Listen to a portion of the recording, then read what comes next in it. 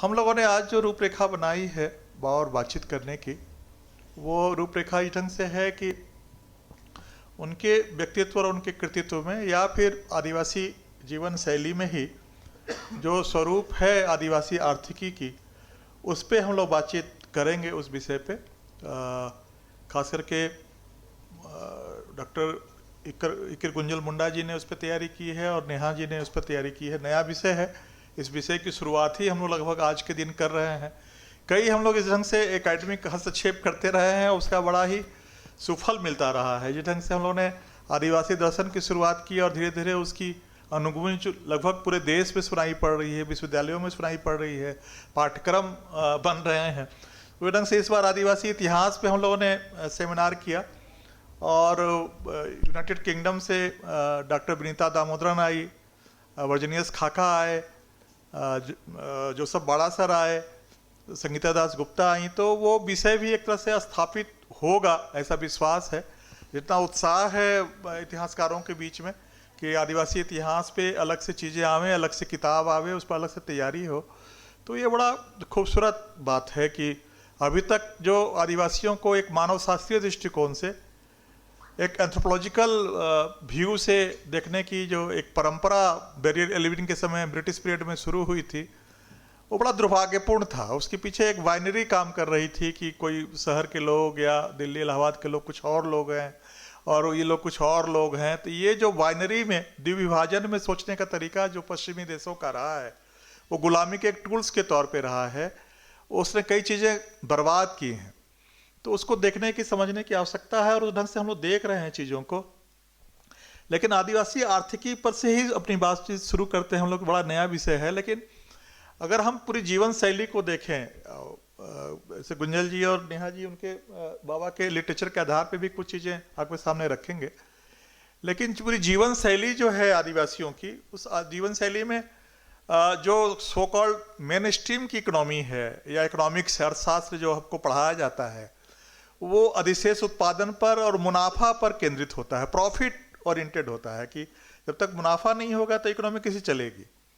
और वो सारा मुनाफा के चक्कर में दुनिया इतनी तेजी से कुछ हाथों में केंद्रित होती चली गई है कि उसके केवल एक्सप्लॉयटेशन, शोषण ही निकल रहा है। बाकी मतलब कि थॉमस पिकेटी जैसे जो अर्थशास्त्री हैं, जो पूंजीवादी अर्थशास्त्री हैं, वो वामपंथी अर्थशास्त्री भी नहीं हैं। उन्होंने एक किताब उनकी आई थी 2018 में, कैपिटल कह के, द कैपिटल। उसमें उन्होंने 700 पेज में ग्राफ और आंकड़ों के आधार पर प्रूव किया था कि पूरी दुनिया के रिसोर्सेज जो है 1% लोगों के हाथ में सिमट रहा है, जो इस इकोनॉमी के कारण ये हो रहा है। अब उसके उलट देखिए कि जो आदिवासी आर्थिकी है वो इसके खिलाफ जाती है।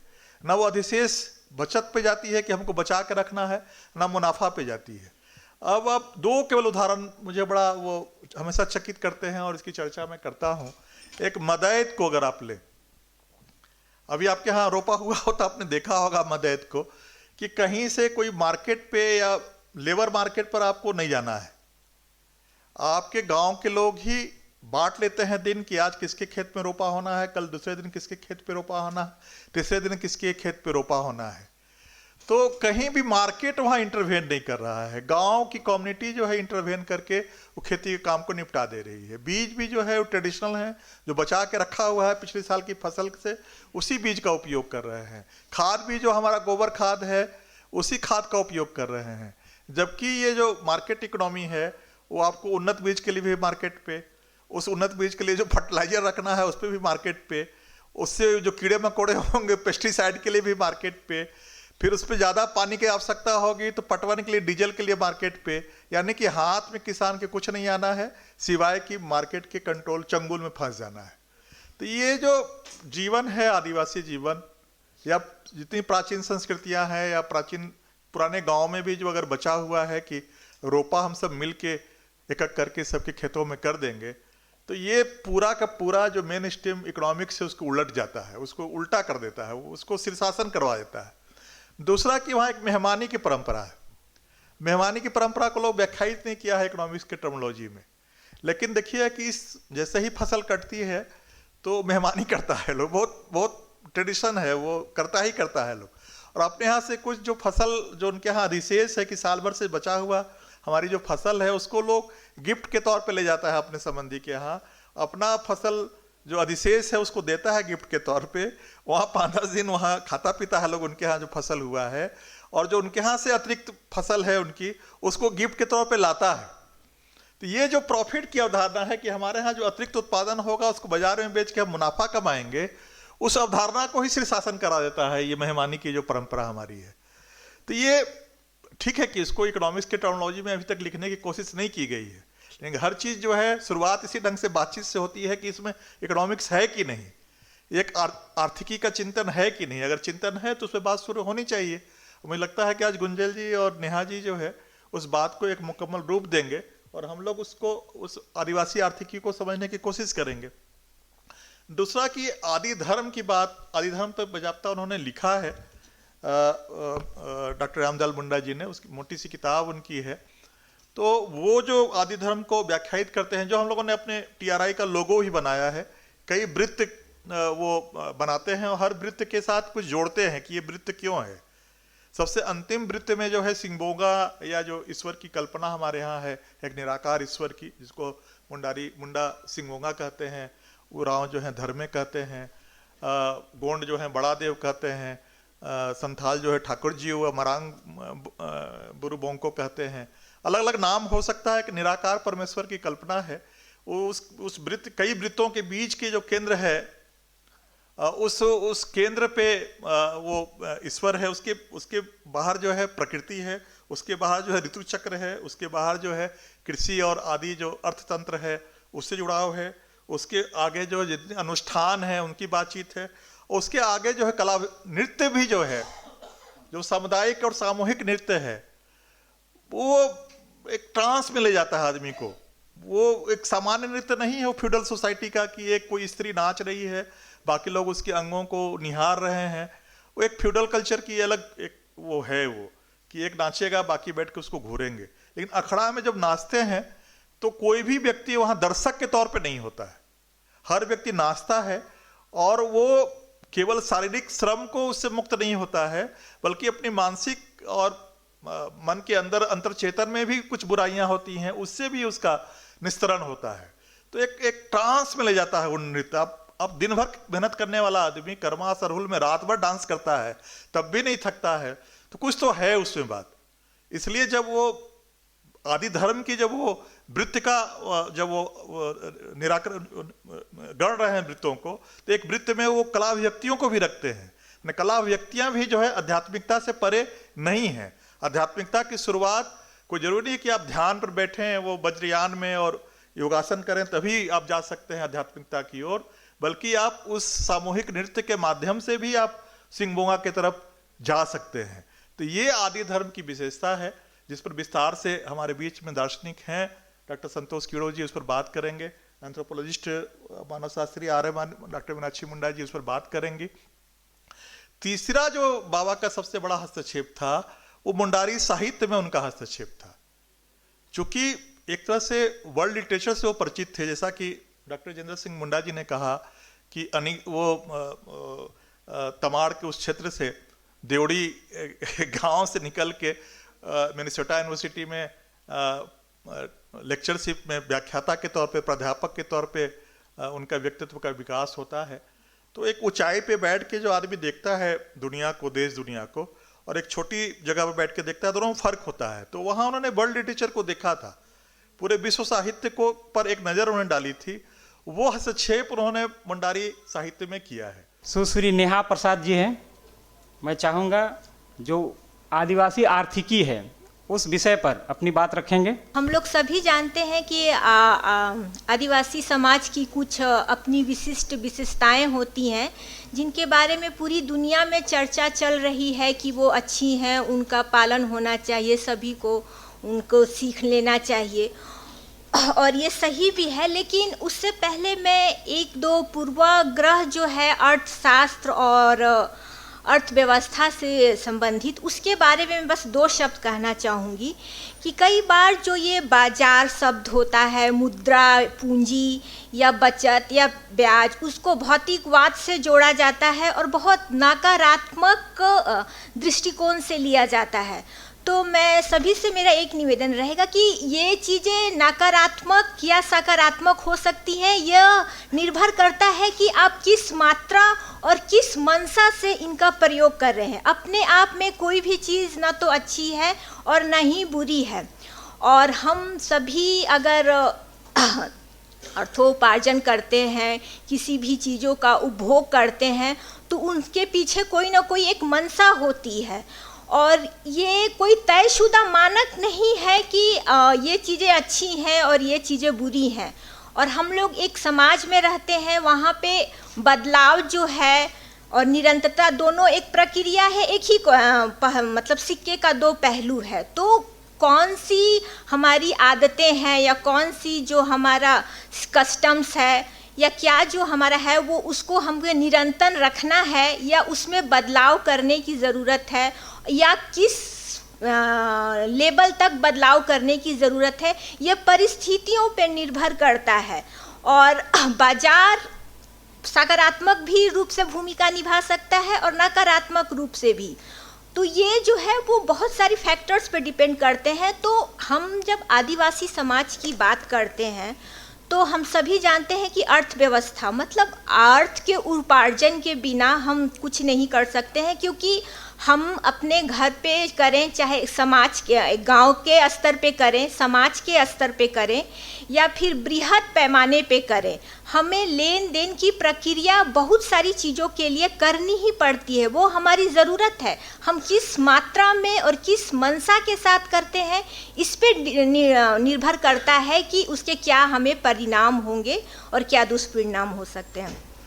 तो हम चाहेंगे कि अब जब हम ट्राइबल इकोनॉमी के बारे में बात करें तो इसी परिप्रेक्ष्य में दृष्टिकोण करें। तो एक इकोनॉमी के मुख्यतः 4 अवयव होते हैं: भूमि, श्रम, पूंजी और प्रबंधन। तो अब जब हम ट्राइबल आदिवासी अर्थव्यवस्था की बात कर रहे हैं तो हम इन्हीं चारों अवयवों को देखते हैं कि किस तरीके से वो बाकी दुनिया से या बाकी जो जनरल हम लोग मानते हैं अर्थव्यवस्था, उनसे उनका जो कॉन्सेप्ट है या उनकी अवधारणा है वो किस तरीके से भिन्न है और कितना उनको निरंतर रखना चाहिए, और क्या कोई अवधारणा ऐसी है जिसमें थोड़ी सी बदलाव की ज़रूरत है। तो और उस बदलाव की जो ज़रूरत है उसको किस तरीके से नियंत्रण किया जाए ताकि जो उनकी मूल धारणा है या जो मूल सोच है उसको बिना नुकसान पहुंचाए हुए उनके जो सकारात्मक पहलू है उनको लिया जा सके। तो उसमें जो मेरा सबसे पहला है जो लैंड है, भूमि, उसमें प्राकृतिक संसाधन भी निहित है। तो हम सभी जानते हैं कि आदिवासी जो हैं प्रकृति पूजक होते हैं, वो अपने संसाधनों का पूजा करते हैं और उनके संरक्षण के लिए हर संभव हर तरीका उपाय करते हैं, जो कि आज के डेट में हर कोई हर समाज हर दुनिया में लोग कह रहे हैं कि कैसे अपने प्राकृतिक संसाधनों का संरक्षण करना चाहिए। यह सीख हमको आदिवासियों से लेना चाहिए, उनके संस्कृति से लेना चाहिए, इसको सब जगह फैलाने की ज़रूरत है। अब जो दर्शन है उस विषय पर हम लोग सुनेंगे, और इस विषय पर बात करने के लिए हमारे बीच डॉक्टर संतोष किड़ो जी हैं, जो पत्रकारिता के प्रोफेसर हैं, लेकिन दर्शन शास्त्र, समाज शास्त्र और ख़ास करके जो ज़मीनी स्तर पर चाहे कार्य करने की बात हो या लिखने पढ़ने की बात हो, उसमें हम लगातार इनको सुनते हैं और आज सुनेंगे। डॉक्टर रामदयाल मुंडा जी के बर्थ एनिवर्सरी पर सबसे पहले तो सबको मैं शुभकामना देता हूँ, बधाई देता हूँ। और हम लोग एक ऐसे व्यक्तित्व के जन्मदिन पर यहाँ पे एकत्रित हुए हैं जो बहुत सारा क्षेत्र में, जैसे अरिस्टोटल के बारे में अगर कहें तो वो लॉजिक, मेटाफिजिक्स, मैथमेटिक्स, तरह पॉलिटिकल साइंस, बहुत सारा जो विधा है उनके जन्मदाता हैं। उसी तरह से भी इनका व्यक्तित्व को अगर एनालाइज करें तो बहुत सारे विधा के जन्मदाता बोले या कर्मदाता बोले, काम किया है उन्होंने, अगर जन्म नहीं दिया है तो भी काम किया है, या कुछ चीज़ों पे तो जन्म ही दिया है। तो मेरा जो विषय है आदि धर्म, इस पर कहना थोड़ा सा मुश्किल है, इसलिए कि ये बहुत बार बोला जा चुका है और प्राय सब लोग थोड़ा बहुत जानते हैं इस पर। तो अलग से क्या कहें, जो चिंतन के दौरान मेरे दिमाग में आए हैं वही मैं शेयर करूंगा। रामदयाल मुंडा जी के साथ मेरा जाना, इधर उधर घूमना काफ़ी बार हुआ है, बल्कि मैं अपने गाड़ी में उनको घुमाने ले जाता था और जंगल बहुत अच्छा लगता था उनको। जंगल, पहाड़, नदी और हवा का जो हवा से उभरता हुआ जो संगीत, जनजीवन, ये बहुत अच्छा लगता था। एक गांव है वहाँ हम लोग बराबर चले जाते थे और आते समय कुछ इस तरह से आदिवासियों के बारे में, नित्य संगीत के बारे में, ये सब कुछ बात करेंगे। हम जस्ट सुनते रहते थे, ड्राइविंग करते रहेंगे, सुनते रहेंगे। तो बहुत सारे स्मृतियाँ हैं उनके साथ। उनका जो थॉट्स हैं उसके ऊपर थोड़ा सा हम प्रकाश डालेंगे और अंदर जाएंगे। सबसे पहले तो जो आदि धर्म, तो कुछ दिन पहले उनका कोई एक स्टूडेंट था, उनका हम लेख पढ़ रहे थे। तो उनका जो आदि धर्म किताब है उसमें इस तरह से गोल गोल घूमता है ना, सर्कल। तो बोल रहे थे, उनका स्टूडेंट लिखा था कहीं पे, हम पढ़ रहे थे। तो जब पढ़ाते थे मिनेसोटा यूनिवर्सिटी में, तो सब कुछ को वो रिलेट करके ही पढ़ाते थे, समग्रता में रिलेट करके ही गोल गोल बना के वो पढ़ाते थे कोई भी चीज़। जैसे let me give you an example कि एक बंदर है जो भूखा है और एक केला का, पका केला का ट्री है और सामने एक लेट अस से कि डंडा है। तो किस तरह से रिलेट करेगा, वो पकड़ नहीं पा रहा है केला को, तो इसको घुमा के रिलेट करके पढ़ाते थे। तो उनका जो जीवन को, सृष्टि को, यूनिवर्स को देखने का जो तरीका था वो कोई इंडिपेंडेंट नहीं था, इन द सेंस कि अनरिलेटेड, डिसकनेक्टेड नहीं था, सब कुछ कनेक्टेड था, एवरीथिंग। जैसे और सेंटर में उनका आध्यात्मिकता बोले या आत्मिकता बोले, स्पिरिचुअलिटी, ओके, स्पिरिट या स्पिरिचुअलिटी बोले या माइंड बोले, वो था, जिसको गॉड भी बोल सकते हैं। तो एक तरफ आपको वो पिक्चर सब ने देखा है तो हम एक्सप्लेन नहीं करेंगे ज़्यादा। तो नेचर है, नेचर के साथ आपका जीविका है, खेतीबाड़ी है, खेतीबाड़ी के साथ नृत्य है, उसके बाद फिर सेंटर में गॉड है। तो इस तरह से everything is connected according to him. Now उनका जो फेमस जो कोट है, जे नाची से बची, तो इसको हमने कभी उनसे पूछा नहीं कि इसका एक्चुअल कॉन्टेक्स्ट किस कॉन्टेक्स्ट में आप कहते थे बोल के, लेकिन हमको जो लगता है, अगर हम उनका जो आदि धर्म का जो गोल गोल वाला जो पिक्चर देखें, इंटरकनेक्टेड वाला पिक्चर देखें, तो जे नाची से बची एक टोटल फिलॉसफी को व्यक्त करता है। उनका जो जीवन दर्शन, जो दर्शन है वो व्यक्त करता है। उनके हिसाब से जो कॉस्मोस है, जो जीवन है, सृष्टि है, पशु पक्षी हैं, नेचर है, ह्यूमन बीइंग है और गॉड है। ये नेचर एक तरह का डांस करता है, ओके, रिदमिक डांस करता है सृष्टि। और उसको अगर आज अभी का सीजन के दृष्टिकोण से देखें तो सीजन्स भी एक रिदम है। समर के बाद आपका रेनी के बाद हार्वेस्ट सीजन आएगा, विंटर आएगा। There is a rhythmic, let us say the entire universe एक कॉस्मिक डांस करता है।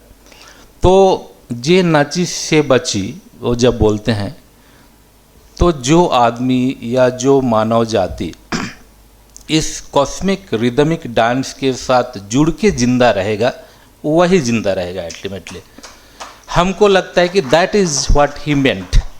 इसलिए कि मेरा जो भी घूमना हुआ उनके साथ, और जो एक तरह एक दूसरे लेवल में चले जाते थे बात करते करते। जैसे हम लोग आ रहे थे यहाँ बुंडू के आगे एक गांव है, गभड़िया गांव, बहुत इंटीरियर गांव है। बाकी बहुत सारे 2-3 चीफ सेक्रेटरी गए वहाँ पे बाद में। मुन्ना जी बहुत सीनियर बैंक ऑफिसर्स को लेके, सुधीर प्रसाद जी जो चीफ सेक्रेटरी, उनको लेके गए थे। तो लौट के आ रहे थे तो रास्ते में बंदर दिखाई दिए, तो बंदर के ऊपर एक व्याख्यान देने लगे, इंटरकनेक्ट करके बंदर के ऊपर व्याख्यान देने लगे। और वहाँ से मेरा जो इटर्नल मिस्ट्री का जो एक नॉवेल हमने लिखा है वहीं से शुरू हुआ था। उन्होंने कहा कि जानते हो ये जो आदिवासियों को कभी कभी जोड़ देता है ना, तो ये हनुमान आदमी था, उसके पीछे ना पूंछ जोड़ दिया वो बोले। तो इस टाइप का वो बोलते थे। तो फिर एक दूसरा लेवल में चले जाते थे। तो जे नाची से बची जो उनका फिलोसॉफिकल हार्ट है या आत्मा है, जे नाची से बची, उसका मतलब मुझे लगता है वही है कि जो इस कॉस्मिक डांस के साथ नहीं जुड़ेगा, आप कंज्यूमरिज्म को प्रमोट करेंगे, आप ग्रीड को प्रमोट करेंगे, आप जैसे वर्ल्ड इकोनॉमी, जैसे अभी हम लोग बात कर रहे थे ट्राइबल इकोनॉमी पर। ट्राइबल इकोनॉमी जैसे रानिंदर जी बोल रहे थे कि ये कैपिटलिज्म को प्रमोट नहीं करता है, ये ग्रीड को प्रमोट नहीं करता है, नीड को प्रमोट करता है। तो जे नाची से बची को अगर महात्मा गांधी का जो इकोनॉमी कि the world has everything to give to the needs of everyone, लेकिन the world does not have enough to give to the need of even one person. तो जे नाची से बच्ची का बहुत सारा एंगल है, not just cultural angle, cosmic angle, dance angle, but बहुत सारा एंगल है इसमें। तो वो हमको लगता है। और इसमें बल्कि हम तो ये कहेंगे कि जे नाची से बची जो उनका फिलोसॉफिकल हार्ट ऑफ फिलॉसफी है, दर्शन है, उनका पॉलिटिकल फिलॉसफी का दर्शन एक लाइन में अगर बोलें तो वो है, इकोनॉमिक फिलॉसफी का उनका एक लाइन में बोले तो है, कल्चरल एंड एग्जिस्टेंशियलिज्म का, एग्जिस्टेंशियलिज्म मतलब हम लोग जिंदा रहते हैं, कैसे जिंदा रहेंगे, जे नाची से बच्ची कॉस्मिक रिदमिक में हम लोग जुड़ेंगे तो बचेंगे। हम लोग देख ही रहे हैं कि नहीं जुड़ रहे हैं, ऐसे ही चला रहे हैं, हाँ? तो नेचुरली ग्लोबल वार्मिंग आ रहा है। तो इस पर जे नाची से बच्ची जो उनका जो टैगलाइन है, टैगलाइन है, उसमें और काम करने की ज़रूरत है। अब उनका पॉलिटिकल थॉट पे अगर जाए तो उनका जो पॉलिटिकल सोशियो कल्चरल थॉट पे जाए तो अनलाइक द पॉलिटिशियंस और लीडर्स हु आर लोकलाइज्ड, उनका जो थॉट पे जाए तो देखेंगे कि किन्हीं के प्रति उनका वैमनस्य नहीं था कि झारखंड में बहुत सारा इन्फ्लैक्स हुआ है ओवर द ईयर्स, लेकिन वैमनस्य नहीं था उनका। तो एक तरह का अगर बोलें वासुदेव कुटुंबकम का भी धारणा रखते थे तो हम उसको यूज नहीं करना चाहते हैं, लेकिन फिर इस तरह का उदाहरण रखते थे, एक ग्लोबल माइंडसेट रखते थे। और नॉर्थ ईस्ट में उनका काफ़ी आना जाना रहता था और वो एक आदिवासी संस्कृति, आदिवासी धर्म, आदिवासी पॉलिटिकल कॉन्शियसनेस का एक वैश्विक लेट अस से एक्सप्रेशन थे। बाकी तो उन पर काफ़ी काम करने की ज़रूरत है। हमको लगता है हम इतना ही बोलेंगे। सबको धन्यवाद। हमारे बीच डॉक्टर मीनाक्षी मुंडा जी हैं और क्योंकि ये उनके ये मामा जी भी जो उनके थे, इसके कारण इनका एक अलग सानिध्य मिला है। हालांकि यूएनओ में चाहे भारत का प्रतिनिधित्व करने की बात हो, लगातार डॉक्टर मीनाक्षी मुंडा आदिवासी संदर्भ को लेकर के लगातार अपनी बात रखती रही हैं। लेकिन आज हम लोग इनके अनुभव के साथ साथ जो एक दर्शन है उस पर भी हम इनके विचार सुनेंगे। डॉक्टर रामदयाल मुंडा जयंती की सभी को शुभकामनाएं, जोहार। मुझे विशेष दिया गया आदि धर्म। आदि धर्म पे कहना, पहले तो मैं माफ़ी चाहूँगी इस आवाज़ के लिए। आदि धर्म पे बात रखना मतलब हाथी को सुई से पार करनी जैसे बात है। इसके बहुत सारे विभिन्न पहलू हो सकते हैं। अभी थोड़ा बहुत संतोष जी ने कहा जैसे कि हम जब भी मतलब एक उनके जाने के बाद, या कहना चाहिए कि जब तक इसकी रचना की जा रही थी, तब से आज तक ये चर्चे में ही है कि इसकी रचना क्यों की गई, क्या समझ के किया गया। मतलब पॉलिटिकल एंगल तो एक अलग है ही, प्लस बहुत नेगेटिव पॉजिटिव हर तरह की डिस्कशंस होते हैं इस पर। तो नेगेटिव की मैं अगर पहले बात करूँ तो शायद उस समय इस तरह की किसी रचना या फिर ग्रंथ का रूप देना उनको काफ़ी हद तक ये महसूस ज़रूर हुआ होगा, क्योंकि जब भी हम ट्राइबल फ़िलासफ़ी की बात करते हैं तो हम एक्सप्लेन नहीं कर पाते हैं कि आखिर क्या है। कि अगर हम आदिवासी जीवन दर्शन की बात करते हैं तो किस तरह का जीवन दर्शन है, क्योंकि उन्होंने भारत का भी एक पहलू देखा और बाहर जा कर के वहाँ का भी एक पहलू देखा। दोनों में डिफरेंसेस जो पाया, पॉलिटिकल डिफरेंसेस तो थे ही, कि एक आइडेंटिटी उसमें आदिवासियत का कहीं खो जाना, मतलब अपने आप को डेवलप करते करते आदिवासियत का कहीं खो जाना, और उनके मूल जो पहलू हैं, उनका जो मूल गुण है वो कहीं ना कहीं खो जा रहा था। तो बहुत हद तक इस ग्रंथ में जो सार उन्होंने रखा है कि अब बताने की कोशिश कि हम क्या हैं, और सिर्फ आदिवासी अगर प्रार्थना भी करता है तो वो सबके लिए करता है, किसी एक के लिए नहीं करता है। और ये बहुत बड़ी बात होती है। आज अगर हम सिर्फ अपने परिवार के बारे में सोच रहे हैं, आज तक का आदिवासी धर्म जो है या फिर जो जीवन दर्शन है, वो चाहे यहाँ के झारखंड के हों या फिर विश्व के किसी भी कोने के आदिवासी हों, वो सिर्फ अपने बारे में नहीं, वो पूरी दुनिया के बारे में ही प्रार्थना में रखता है बात को। तो इसकी रचना में कहीं ना कहीं आप अन्न को देखिएगा कि जीवन का सार रखा गया है। मतलब अगर हम प्रकृति तो बीच में है ही, प्रकृति का एक पहलू भी है बीज को ही एक भगवान के रूप में हम उगते, या फिर कहना चाहिए जीवन में आते देखते हैं। जीवन में ही भगवान का या फिर मोंगा का की प्रस्तुति सीधा कि अगर हम आदिवासी में कोई मूर्ति नहीं होती है, तो अगर हम जीवन देख रहे हैं तो उस अन्न को देख रहे हैं, और उस अन्न का चक्र कहेंगे, जैसे अभी डॉक्टर साहब बोल रहे थे संतोष जी, कि एक गोल गोल दिखा रहे ना, सेंटर में बीज है और बीज ही भगवान है, और उसको संजोए रखना, या फिर कहना चाहिए कि उस सारे जीवन चक्र में जो धान यहाँ के, अगर आप सृष्टि या फिर सृष्टि नहीं कहेंगे, यहाँ के जितने भी रिचुअल्स होते हैं उसमें धान का महत्व देखिएगा कितना होता है। वो चाहे कान खेती से हो, चाहे शादी से हो, चाहे मरण से हो, पूरे इसमें आपको धान बीच में रहेगा। वो क्यों रहता है? क्योंकि उसी से उसको एक माध्यम होता है आपको इस संसार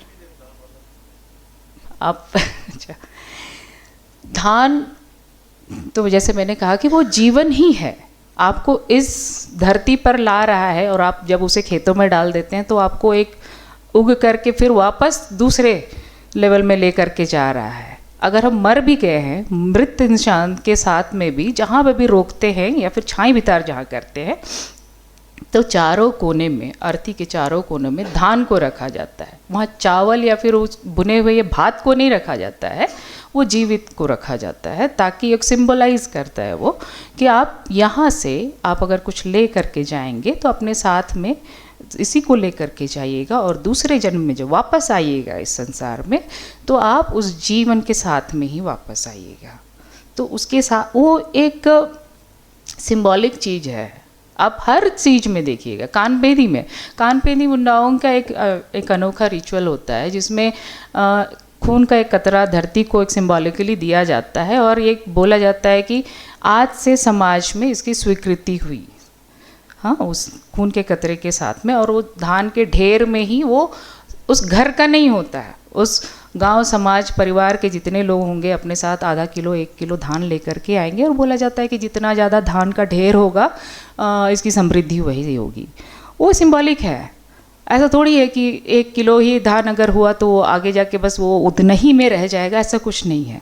वो एक सामूहिकता दर्शाता है कि आप कितने सोसाइटी में इन्वॉल्व हैं, सोशल कितने हैं, कितने लोगों के साथ आपका उठना बैठना है। आज शहर में अगर हम कानबेदी करते हैं तो कोई 1 किलो या 1 बोरा धान लेकर के नहीं जाता है। शहर में ये सब सारे बॉन्ड टूट रहे हैं। गांव में देखिएगा हर कोई थोड़ा थोड़ा टोकरी में ढोके लेकर के आएगा, अपना बैग में लेकर के आएगा। बहरहाल अभी डॉक्टर जितेंद्र सिंह मुंडा को मैं आमंत्रित करता हूं कि आप अपनी उद्बोधन से हमें समृद्ध करें। डॉक्टर जितेंद्र सिंह मुंडा। धन्यवाद सर।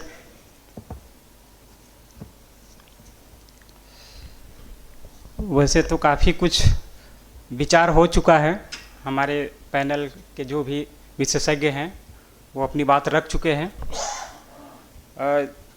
इससे पहले हम लोग डॉक्टर मीनाक्षी जी को सुन रहे थे, बिल्कुल नया अनुभव मेरे लिए भी रहा, खास करके धान की बाली को लेकर के। कुछ ऐसी चीज़ें हैं जिनको लेकर के हमको लिखने की ज़रूरत है, मुझे लगता है, और ये बहुत महत्वपूर्ण है। ये बहुत साधारण सी बात नहीं है जो आपने कही, बहुत महत्वपूर्ण है ऐसी बातें। बाकी जो किताबी बात है उस पर तो हम लोग चर्चा कर सकते हैं कहीं भी। उसी संदर्भ में मैं थोड़ी सी चर्चा रखूँगा यहाँ, खास करके इनका जो साहित्यिक अवदान है, इनका जो साहित्यिक योगदान है।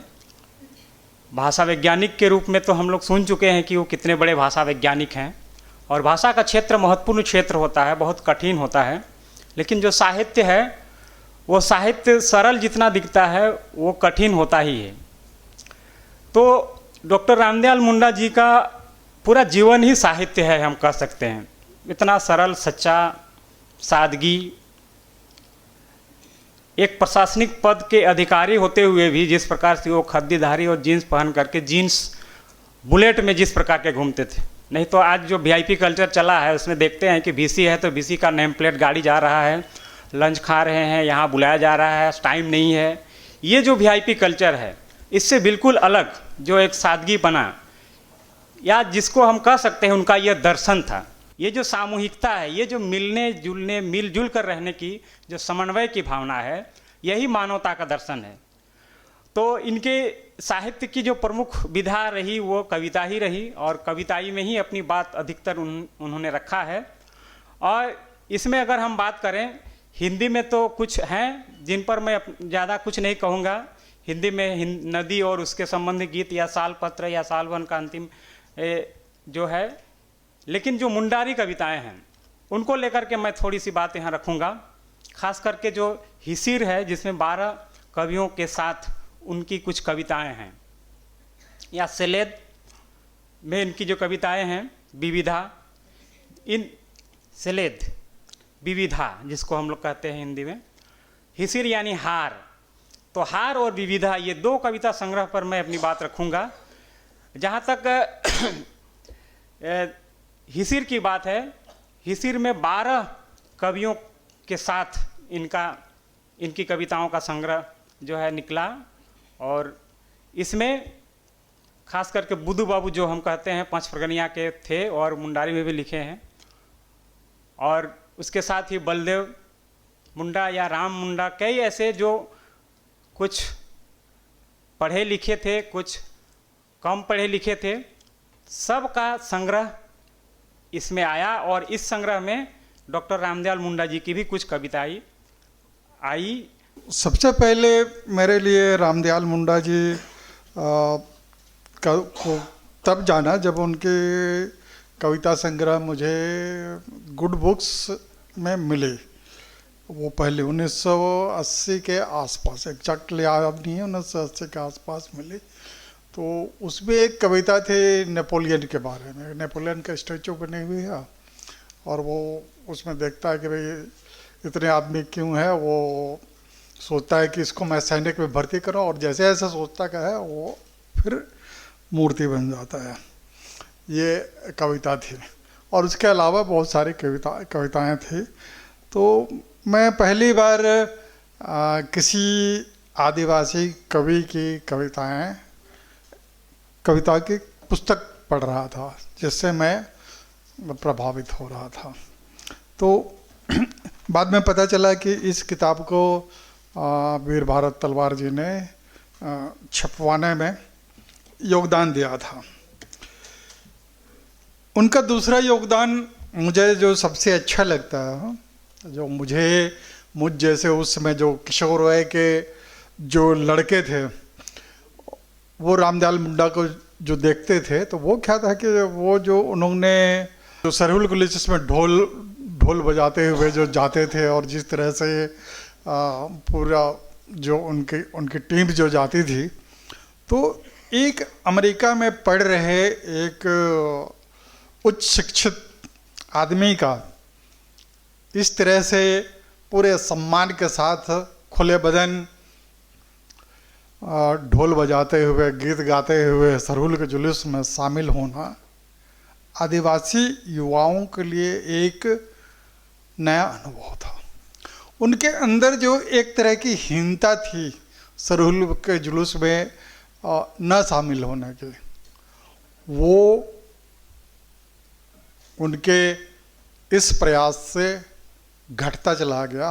और आप देखें कि उसके बाद जो है सरहुल के जुलूस में जो लगातार जो है वो भीड़ बढ़ती गई, और सरहुल के जुलूस में शामिल होने का जो उत्साह और आत्मगौरव है, जो स्वाभिमान है अपनी भाषा, संस्कृति, अपने त्यौहार के प्रति, वो बढ़ता गया। तो उसमें इसके प्रति एक नई चेतना लाने का काम भी रामदयाल मुंडा जी ने किया। इसके बाद जो रामदयाल मुंडा जी की जो खासियत थी वो बहुस्तरीय थी, कई लेयर में, कई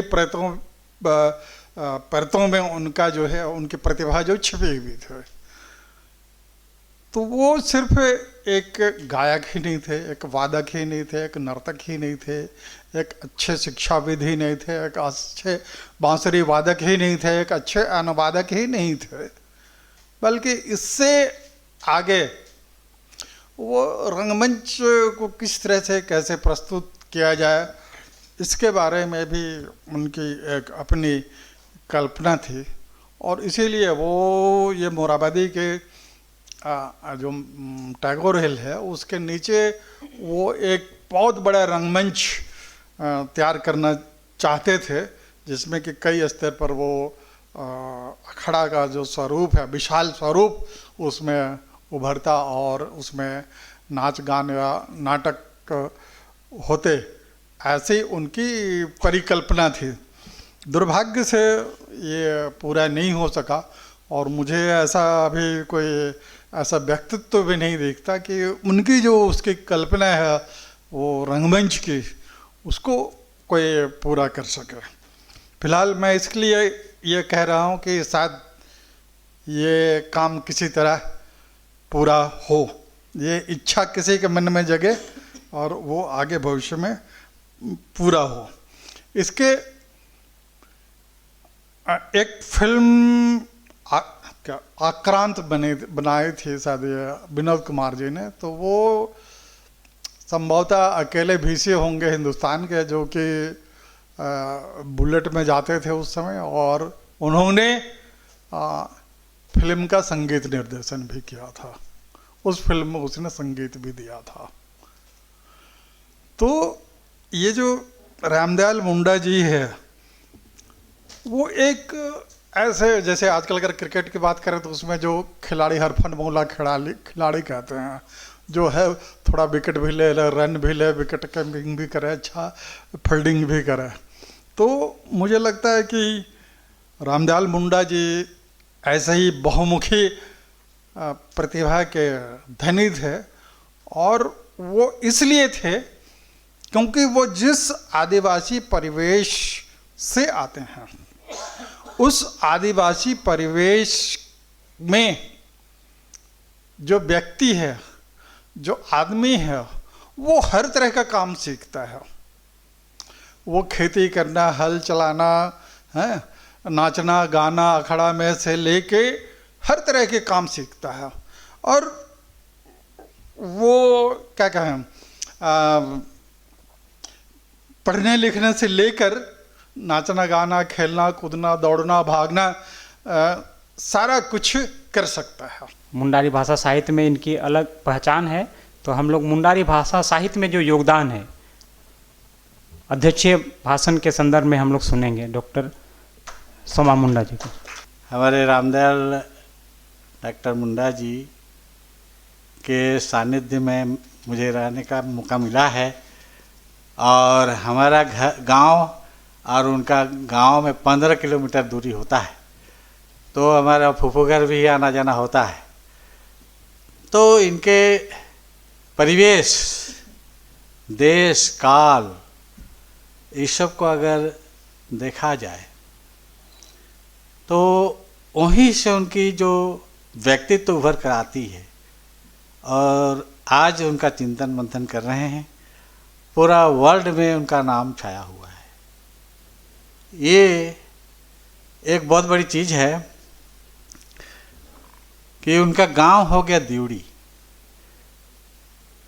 मुंडारी में जो पूजा पाठ करता है उसको पाहन बोलते हैं, और उधर सिंहभूम बॉर्डर आसपास में दिवरी कहता है। दिवरी जहाँ पूजा करते हैं, हो सकता है उसी के नाम से दिवड़ी हो गया। वहाँ 16 भुजी देवी माँ है। ऐसे प्रतिमाएं बहुत कम मिलती हैं, और वह गांव जितना देवी माँ की कृपा से महत्वपूर्ण है, हो सकता है उन्हीं का आशीर्वाद डॉक्टर मुंडा को मिली होगी, और उनके बहुत बड़ा भक्त रहे। उनके पिताजी भी रसिक थे, और एक नंबर वो गायक थे। इसका प्रभाव अगर उस क्षेत्र में पड़ा हो तो चैतन्य महाप्रभु का बहुत बड़ा देन है। वह मथुरा से पुरी जा रहे थे, उस समय पंचपर्णीय क्षेत्र में उनका भ्रमण हुआ था, और उसी समय राधा कृष्ण रामायण महाभारत आधारित बहुत सारे उनके बारे में लोगों को समझाते थे, और वैष्णव धर्म का प्रभाव कर चुका थे। तो उस आधार पर एक बुद्धू बाबू हुआ करते थे, और उसको बुद्धनाथ शेखर भी कहते हैं, जो आदिवासी नहीं है, बावजूद मुंडारी भाषा में कविताएं, गीत वगैरह गाते थे, और लिखित रूप में तो नहीं थी, मौखिक परंपरा पर उस क्षेत्र में चलती थी। अब उसको आधार मान करके लोग अखड़ा में, कर्म के समय में, जितिया के कर्म समय में वो गाना सब बहुत प्रचलित हो गया। रामायण पाला, उसमें राम, सीता, रावण, ये सब के बारे में कविताएं हुई हैं, गीत रची गई हैं, और प्रीतिपाला में राधा कृष्ण की बातें आती है। और इस संबंध में इतने नर्तकियां आ गईं उस क्षेत्र में जमींदारी प्रथा के समय में, और गांव-गांव में जो जमींदार, जो मुंडा लोग होते थे, वो लोग भी अपना नाचने गाने के लिए नचनी रखते थे, नर्तकी, और उस पर पूरा एकदम जो भी उनके साथ श्रृंगार में खर्चा उसका कोई चिंता नहीं थी। तो ये रास लीला हुआ करती थी जिसमें उनके बाबूजी भी गाने में बड़ा उस्ताद थे और उनके साथ उनके जो गुण है हमारे डॉक्टर मुंडा साहब के हृदय में भी बैठ चुका था। पढ़ाई के समय में आमले साहब बंगला जाते थे, वहाँ से भी जहाँ नाचना डेगना हो अखड़ा में पहुँच जाएंगे। बांसुरी बजाने का काम बाद में सीखे। जब हाई स्कूल पहुँच गए खूंटी, उनका गुरु हो गया जगदीश त्रिगुणायत। उनके सानिध्य में रह करके साहित्यिक क्षेत्र में कुछ उनका ज्ञान हुआ और गीत गोविंद में तो आगे थे ही। ढोल बजाना, बांसुरी बजाना और नृत्य करना उनका जीवन का एक पार्ट था। पढ़ाई भी करते थे, ये सब भी करते थे। हॉस्टल में रहते थे, जहाँ सीजन आया सरूल का हॉस्टल से भाग जाना है और अखाड़ा में हाजिर होना है। तो ये सब उनकी जो व्यक्तित्व है, ऐसा नहीं है कि पढ़ने के बाद में बहुत सारे किताबें पढ़ लिख करके लिंग्विस्टिक में डिग्री हासिल करके साहित्य को पकड़े हैं, ऐसी बात नहीं है। तो ये आधार उनकी है, उस आधार को लेकर के आगे एंथ्रोपोलॉजी में एमए की। एक्चुअली एंथ्रोपोलॉजिस्ट थे। जब अमेरिका से लोग आए रिसर्च दल, वह रिसर्च दल जो यहाँ आए, तब इन्हीं को लोग चुना, इन्हीं का सिलेक्शन हुआ कि गांव माने आदिवासी गांव में भ्रमण करने का नेतृत्व मुंडा जी करेंगे। तो वो लोग के साथ घूमते रहे और बहुत सारे चीज़ों को बारीकी से बताने लगे और जहाँ मौका लगा बांसुरी बजाते थे, ढोल बजाते थे। उससे अमेरिकन लोग बहुत खुश हुआ, इससे और बढ़िया लड़का कहाँ मिलेगा। तब दिन भर थके मादे आओ, बाद में पूरा रिलैक्स करा देंगे। तो ऐसे उनका था। अब जब वापस चले जाते हैं अमेरिका, माने वो लोग चले जाते हैं, तो उनको आमंत्रण होता है कि रामदयाल मुंडा को भेजा जाए। तब चले जाते हैं, किसी तरह से फॉरेन जाने का उपाय किए और चले गए। और वहाँ लिंग्विस्टिक में एमए किए, फिर मैंने भाषा विज्ञान में। तो भाषा विज्ञान में जो उनका डिग्री हुआ, उसमें नॉर्मन जायड ये सबसे भेंट हुई और भी बहुत सारे राइटर लोग थे। उन लोग के सानिध्य में रह करके उनको बहुत सारे ज्ञान हुआ, भाषा विज्ञान पर ज्ञान हुआ, फोनेटिक्स पर ज्ञान हुआ और कौन साहित्य को किस शैली, कैसे उनका तौर तरीका है, नाटक कैसे लिखे जाएंगे, उपन्यास, मैंने साहित्यिक विधा में बहुत सारे ज्ञान हासिल किए। वहीं से उनका जो और विकसित होते गया। वहाँ से लौटने के बाद बोधू बाबू की पुस्तकें मैंने गीतों को संकलन किए, रामायण पाला और प्रतिपाला, इसको प्रकाशित कराए। और वो कहते थे कि और हमको कम से कम आज इस क्षण में हमको जिंदा रखो, बहुत काम बाकी है अधूरा, उसको काम करना है। ये उनकी मनसा थी, मनसा पूरी नहीं हुई है।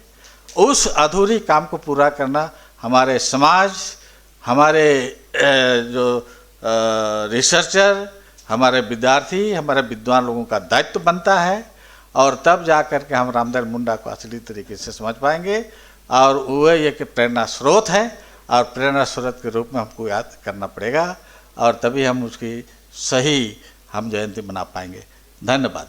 धन्यवाद ज्ञापन के लिए मैं संस्थान की उप निदेशक श्रीमती मोनिका टूटी जी से आग्रह करूंगा कि वे धन्यवाद ज्ञापन करें। टीआरआई के इस सभागार में उपस्थित मंच पर आसीन हमारे जो विद्वानगण हैं, महादेव टिप्पो सर, सोमा सर, कीड़ो सर, मीनाक्षी जी, जिंदर जी, नेहा हमारी तो हमारे ही घर की हैं, टीआरआई की निदेशक सर, और यहाँ उपस्थित जितने भी शोधार्थी हैं, शिक्षाविद हैं, उनके शुभचिंतक हैं, सबको मैं इस जन्मदिन और इस जन्म दिवस के अवसर पर आप सभी को जोहार बोलती हूँ। आपने इतना कीमती समय यहाँ पे दिया और उनके कृतित्व और व्यक्तित्व की जितनी भी चर्चा हमारे विद्वान जनों ने की वो बहुत ही कम है। जैसा अभी हमारे सोमा जी ने भी कहा कि जो हमारी आने वाली जो पीढ़ी है, जो हमारी जो अभी शोधार्थी छात्र हैं, वो इस पे अभी बहुत बहुत बहुत काम कर सकते हैं, क्योंकि उनका जो व्यक्तित्व था वो इतना ज़्यादा बहुआयामी है कि हम उनके कौन से कृत्य पर, उनके कौन सी रचना पर बात करें। उनको हम एक लेखक के रूप में याद करें या उनको एक समाज के रचयिता के रूप में याद करें, उनकी कविताओं को पढ़ें, उनके साहित्य को, उनके दर्शन को पढ़ें। ये इतनी विविधता एक ही व्यक्ति में मिलना बहुत ही असंभव सी बात है, लेकिन वो डॉक्टर रामदयाल मुंडा जी ही थे जिनका व्यक्तित्व इतना विशाल था। और उन सब के लिए आप इतना समय दिए, इन सब के लिए धन्यवाद, आभार। PRI की तरफ से जोहार।